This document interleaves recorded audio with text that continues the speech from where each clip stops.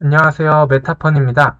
이번 영상에서는 아이템을 랜덤 위치에 스폰하는 방법에 대해서 알아보겠습니다. 먼저 스폰 지역을 정하기 위해서 파트로 미리 위치를 잡아주도록 하겠습니다. 파트를 생성한 다음에 속성에서 사이즈를 1,1,1로 깔끔하게 정사각형으로 만들어 주도록 하겠습니다. 그리고 여러 개의 위치를 잡아야 하는 만큼 파트의 개수가 증가할 거니까 폴더를 따로 만들어서 정리해 주도록 하겠습니다. 폴더를 만들 때는 오른쪽에 탐색키 창에서 워크스페이스 위에 마우스를 올리면 나오는 플러스 버튼을 클릭한 다음 폴더를 찾아서 눌러주면 됩니다.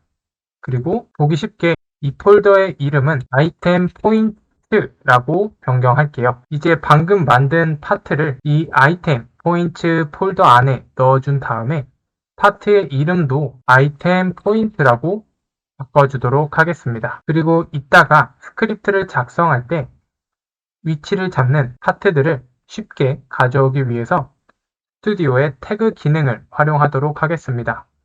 탐색기 창에서 아이템 포인트를 눌러준 다음에 속성창 맨 밑으로 내려가면 한글로 태그라는 게 있습니다.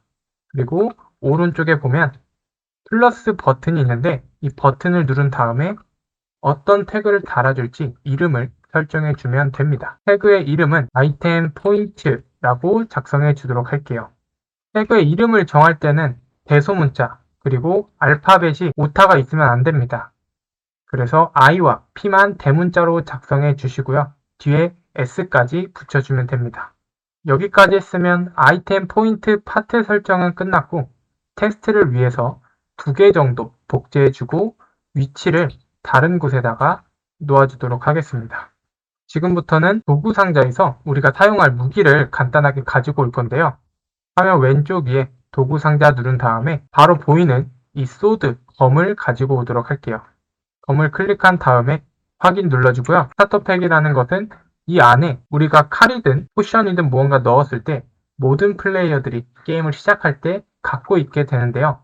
우리는 게임 중간에 플레이어가 직접 먹어야 되기 때문에 아니오를 클릭해 주도록 할게요. 아니오를 눌렀으면 탐색기 창에서 이제 우리가 넣은 무기가 워크스페이스 안에 들어가 있는데요. 이 친구를 서버 스토리지 안으로 옮겨주도록 하겠습니다. 옮기는 방법은 이 클래식 소드 위에 마우스 왼쪽 버튼으로 한 2초 정도 꾹 눌러준 다음에 마우스를 움직이면 마우스를 따라서 같이 이동하게 되고요.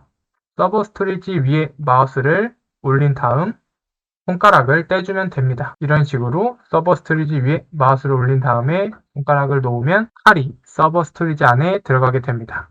이제 본격적으로 스크립트를 작성해 보겠습니다.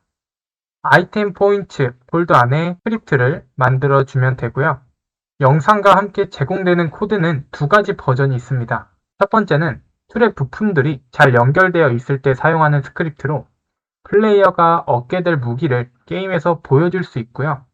두 번째 코드는 툴의 부품들이 잘 연결되지 않았을 때, 예를 들면 첫 번째 스크립트를 따라했는데 내가 가지고 온 무기가 분해된다 이러시는 분들은 두 번째 스크립트를 사용하면 됩니다. 두 번째 스크립트의 차이점은 게임 화면에서 무기가 직접적으로 나오지 않고 우리가 아까 위치를 잡아주기 위해서 사용했던 파트를 터치하면 무기가 플레이어의 백팩에 들어가게 설정해 놓았어요. 그러면 첫 번째 코드부터 같이 보도록 하겠습니다. 스크립트 안에 있는 내용은 전부 지워주고요. 영상과 함께 제공된 첫 번째 부품들이 잘 연결될 때 사용하는 스크립트를 붙여 넣어주면 됩니다. 이 스크립트를 같이 한번 살펴보도록 할게요. 우리한테 필요한 것들을 변수에다가 담아주는 내용인데요. 이따가 플레이어를 확인할 때 사용한 플레이어즈 서비스, 그리고 우리가 무기를 넣어둔 서버 스토리지 안에서 그 무기의 이름을 이따가 직접 변경해주면 되고요. 그 다음 아까 말했던 태그입니다. 컬렉션 서비스를 통해서 우리가 태그 걸어놓은 이 아이템 포인트 3가지를 한 번에 가지고 올 수 있어요. 그리고 7번째 줄부터 보자면 우리가 이 아이템 포인트 태그를 통해서 3가지를 다 가지고 옵니다. 그리고 하나하나 다 승도를 꺼주고요. 앵커도 켜주고 눈에서 보이지 않게 1로 만들어 버리는 겁니다. 투명도를. 이 작업을 하면 우리가 게임을 편집할 때는 파트가 잘 보이지만 시작 플레이 버튼을 누르면 맵에서 안 보이게 됩니다. 그리고 13번째, 여기는 랜덤 숫자를 뽑는 거고요. 이 아이템 포인트 3개 중에 랜덤으로 아무 곳에 무기를 배치시키기 위함입니다. 그리고 16번째 줄에는 툴을 가지고 오는데, 툴 안에 보면 어떤 툴이든 항상 핸들이라는 게 있어야 돼요. 이 툴 안에 있는 핸들을 가지고 와서 복사해서 땅으로 떨어지지 않게 고정해주고요. 캐릭터가 부딪힐 수 있게 충돌도 켜주고, 위치 값을 우리가 아까 잡아주었던 아이템 포인트와 똑같이 매칭시켜 줍니다. 그러면 우리가 설정해준 아이템 포인트의 똑같은 위치에 이 무기가 생기게 되는 거죠. 이제 마지막 22번째 줄인데요. 플레이어가 이 핸들을 건드렸을 때 이게 NPC인지 사람인지 체크를 하는 문구고요. 여기에 보면 처음에 터치한 사람만 주기 위해서 터치하면 핸들을 게임에서 삭제시켜 버립니다. 그리고 우리가 세 번째 줄에서 가지고 왔던 이 툴을 복사한 다음에 플레이어의 백팩 안에 넣어주는 코드입니다. 이 코드가 정말 잘 작동하는지 보기 위해서 코드 세 번째 줄에 있는 이 무기 이름 넣는 공간을 우리가 가지고 온 클래식 소드를 넣어주도록 할게요.